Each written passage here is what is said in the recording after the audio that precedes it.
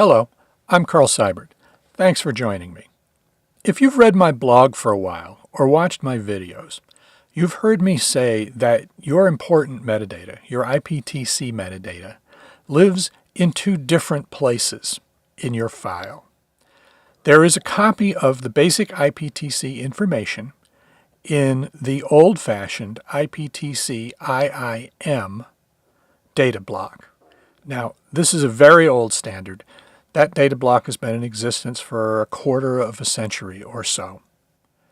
And then there's also a copy of all of your IPTC data, the basic data as well as the extended data, in the more modern XMP data block.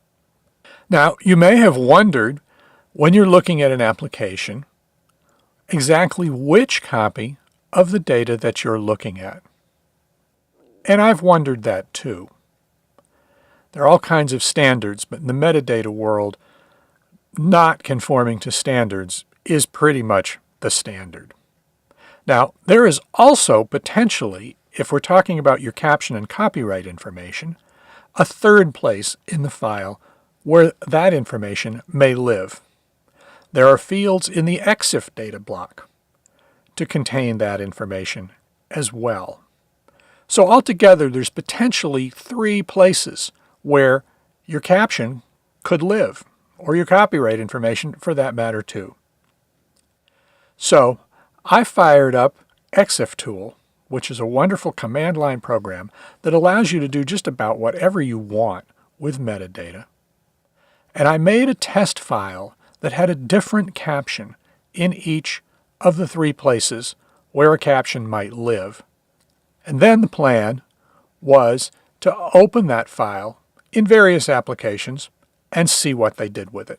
I also made files where one or two of the spaces where the caption could be were blank, so that I could present an application with a choice of, if you have this and this, which one are you going to show us? So now we're looking at output from Exif tool. And as you can see, there are a zillion fields here. There are just absolutely dozens of them. So let's narrow it down, and we'll give Exif tool a more specific command, and it will show us now the three instances of the caption that I've encoded in this test file. There's an instance in the XMP-DC description field, which is the caption description field. It's the IPTC caption field. There's another instance in the IPTC caption abstract field. That's the one that's in the IIM. And there's yet a third instance in the Exif, in the IFD0 group. So the first stop on my journey was the web CMS WordPress. So let's pop over there and see what WordPress did with our three caption file. And in WordPress, here we are, it read the IIM version of the caption. When I tried my fallback files that had the caption missing in one place or another, it came to pass that WordPress read the IIM version, and if the IIM version wasn't there, it read the Exif version. Couldn't see XMP at all. Now, WordPress is only interested in the caption field and the headline field. So whether or not it can see extended IPTC fields doesn't matter a whit to WordPress. All it wants to do is take your caption, put it in its database, and put it on a page for you. And it does so out of the IPTC IIM field, which for the time being is just fine. Eventually, that field is going to go away, and all applications are going to have to read from the XMP version of the metadata. But it looks like that time is not right at hand. Now, I was a little concerned that the fallback was in the Exif. Exif data is written by the camera for the most part. You and I can write to it with Exif tool and several other applications. But the reality is the type of information that's recorded in Exif is camera logging information for the most part. The serial number of the camera, the shutter speed that you used, and that sort of thing. Your GPS coordinates also live in the Exif data.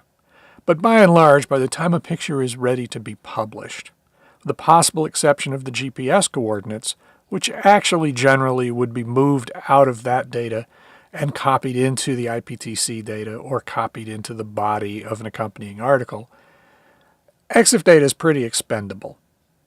I tell people just to dump it. It's got potential privacy problems, it potentially contains one or more gigantic thumbnails, and it's just basically a waste of bandwidth. Developers of several pieces of software I tested apparently agree with me because they don't sync the IPTC, IIM, or XMP version of their captions with the Exif data. A few applications will read from the Exif data your copyright information, which can be written by your camera, and indeed I do that with my camera, and sync it into the IIM and XMP fields. But that's really more the exception than the rule. I'm not at all comfortable with this Exif business. Next, let's visit Photoshop. Here we are in Photoshop. We have our 3-caption test file open, and let's see what Photoshop does for us. We'll go to File Info, and the File Info dialog box comes up partly out of our video screen, and I'll drag it back in. And here we have it. Photoshop prefers the IIM caption. Next in line for Photoshop, oddly, is the version in the Exif. And bringing up the rear is Adobe's own format, and I'll turn my highlighter on for the purpose here. Adobe's own format, XMP. Now, go figure.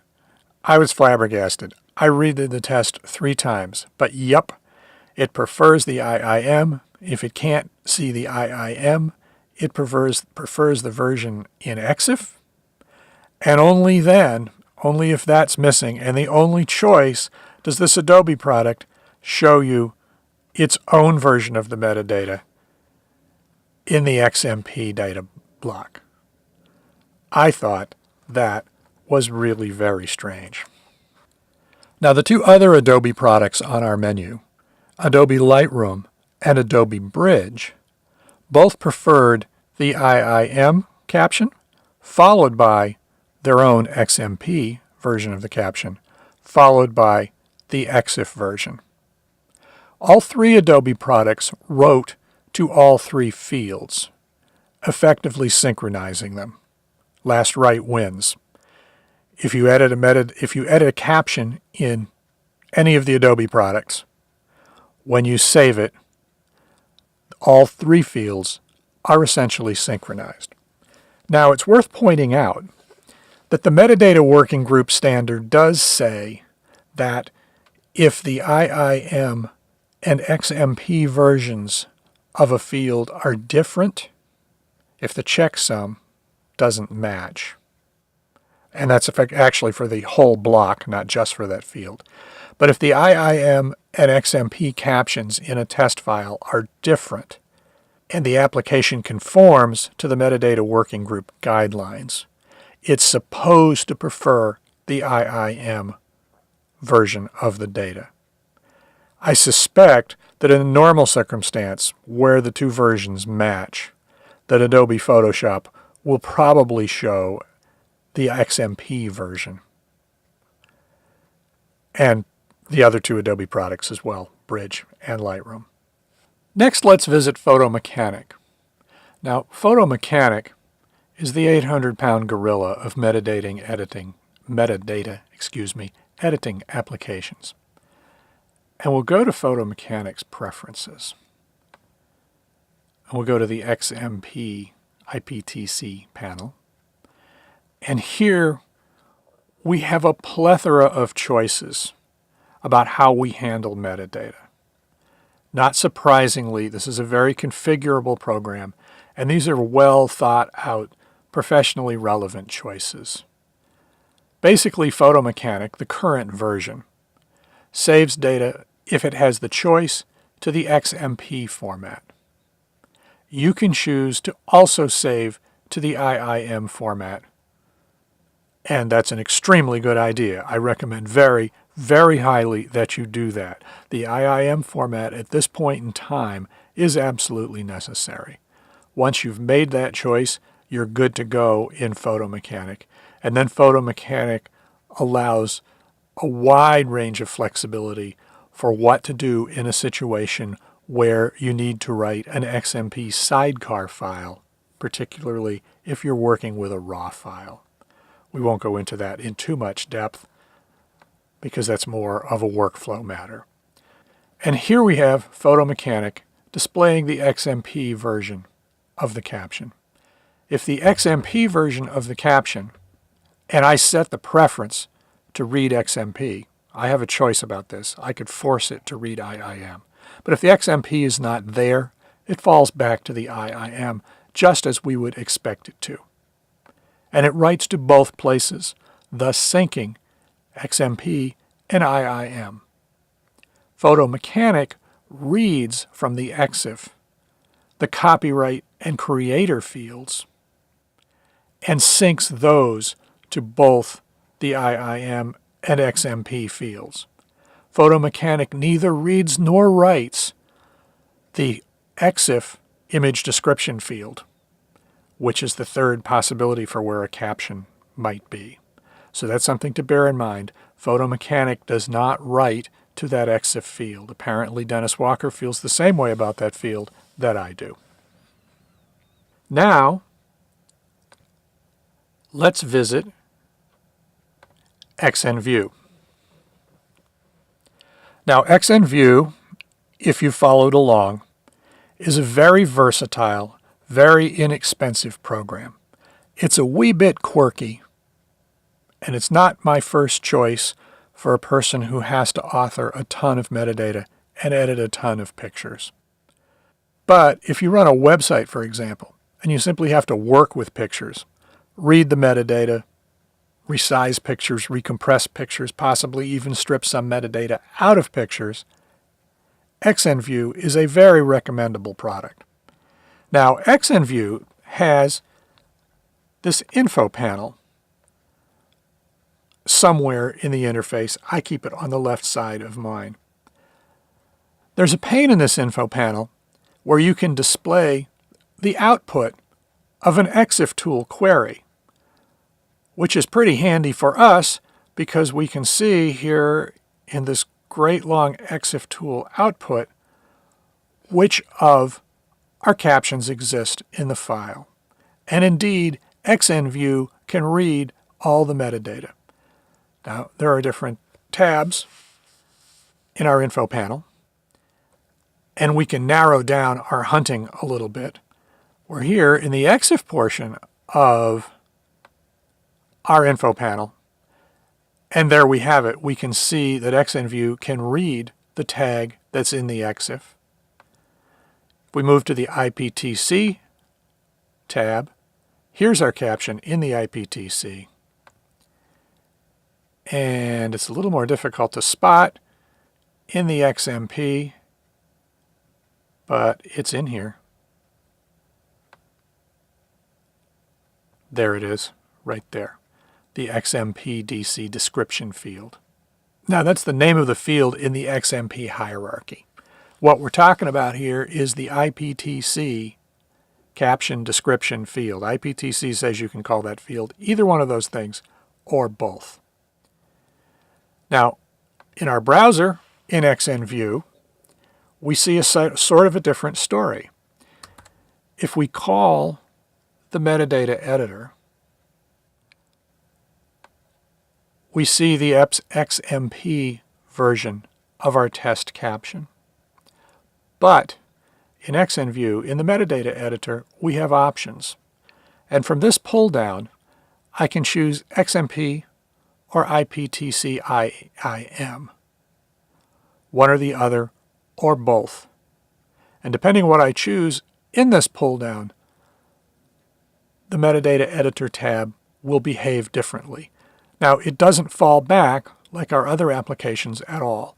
If I tell it to read XMP and XMP is not there, it displays nothing. Ditto for IPTC IIM.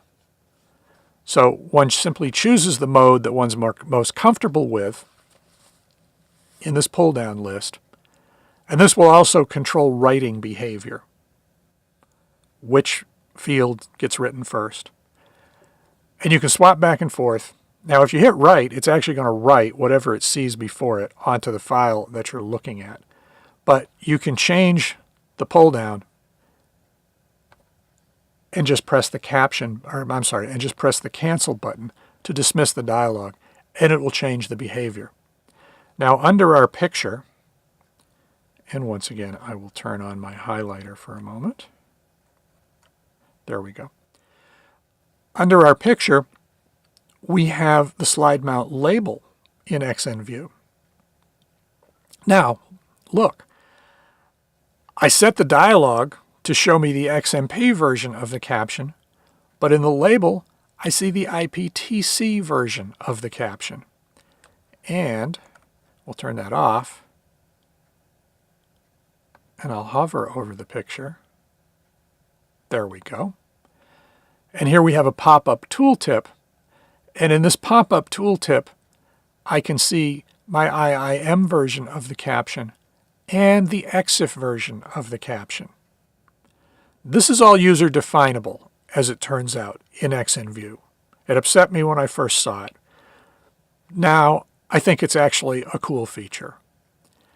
In your tooltip and your slide mount label, you can display either the IIM version of the caption or the Exif version, or both. And in your metadata editor dialog, you can display either the XMP or the IIM. So if you set the dialog to show you the XMP version and set either the tooltip or the slide mount label to show you the other two, you can see at a glance if you've got out-of-sync metadata. Now, 99.9% of the time, there's no use for that. But it seems to me to be a pretty handy thing. I saved a tooltip preference that showed me both the IIM and Exif, so that if I want to, I can at a glance, without even looking at the information in the info panel, see if I have synchronized metadata or not. That's pretty cool. Xnview writes to the IIM and XMP data blocks. It writes basic IPTC information to both, but it cannot write extended IPTC information to the XMP data block. We covered that in the metadata how-to. It can read all that information, however. In the info pane, if there is existing extended IPTC data, which is usually writes and usage data, you can in fact see it in Xnview in the info pane. Next, let's visit the Macintosh Finder, the operating system. So here's our file in a Finder window, and we'll do get info. And we will move the resulting return back to the middle. And here we go. The get info dialog on the Macintosh returns the IPTC version of the caption. If that's not there, it falls back to the Exif version. And it can't read XMP at all. Make that go away. Now, let's go visit the preview application in the Mac. Here we are in preview, and we'll show the preview inspector, which is also Command I, by the way, the same as get info in the operating system. And here we have it. Preview shows us the IPTC IIM caption. If that's not there, it falls back to Exif, just like the operating system, and it cannot read XMP. Preview will write, however, to all three, so it effectively synchronizes all three. And what is really very strange to me is Preview will show you the rights usage terms field. Now, rights usage terms is one of my favorite fields, don't get me wrong, but it lives in the XMP, only in the XMP.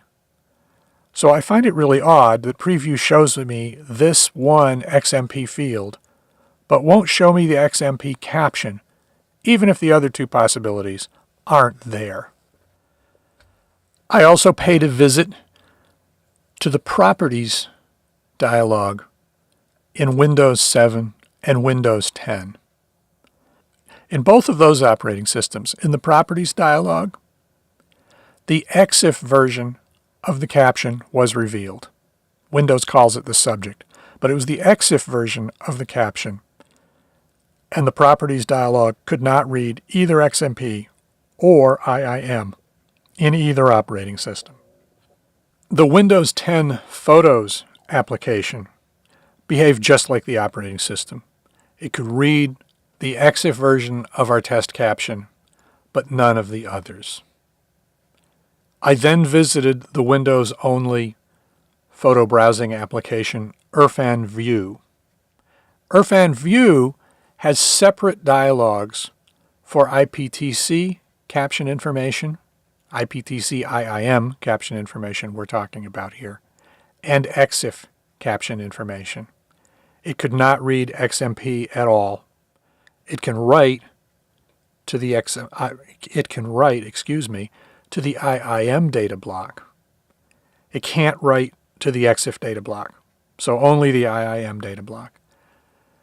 So Xnview presents a problem for Windows users in that it cannot write to Windows preferred Exif, preferred is not even the word, Windows only option, the Exif version of your caption data. Nor can it write to the XMP version of the caption data. And there's a reason why I don't recommend it for people who work with metadata, in addition to the fact that it's only available for one platform. On Linux, I looked at the thumbnail browser application gthumb. It's a read-only thumbnail browser. And gthumb prefers IIM information, then XMP, then Exif. And we don't know if presented with a file where the information matches in the IIM and XMP fields, which one it will show you. But that's of no consequence because IIM, fallback to XMP, fallback to Exif is a perfectly logical sequence. gthumb can't write metadata at all, so we just didn't even go there. The final stop on my tour of applications was Digicam. I looked at Digicam on Linux, but it's available for other platforms as well. Digicam is the open source world's photo management application of choice. You can think of it as sort of like Adobe Lightroom, but without the non-destructive editing capabilities. In any case, Digicam is the only competent metadata editing program in the open source world that I know. Digicam prefers the XMP version of our test caption, falls back to IIM, and falls back to Exif from there. Digicam writes to all three versions of the caption. So, in short, it's a perfectly competent program. If you're working on Linux, it's probably your program of choice. However, while it's not open source, there is a fully functional version of Xnview that's available for Linux. So there you have it. It's kind of a chaotic playing field in the metadata game. But the good news is that amongst all of these applications, or most of them anyway, particularly if you follow my advice about which ones to use and which ones to avoid, they'll all pretty much work together seamlessly and just work for you. You'll see your metadata. You'll see the most recent version of your metadata. It'll all be safe and sound and up to date. And it will be compatible with the software that it's likely to encounter in any halfway professional sort of workflow. And that includes both desktop applications and the big industrial applications that are essentially one-offs. Now, if you have an application that I didn't look at and you want to see what's going on with it, let me know and I'll send you the test files and we can take a look together. Once again, I'm Carl Seibert. Reach out in the comments or on social media. And until next time, mind your metadata.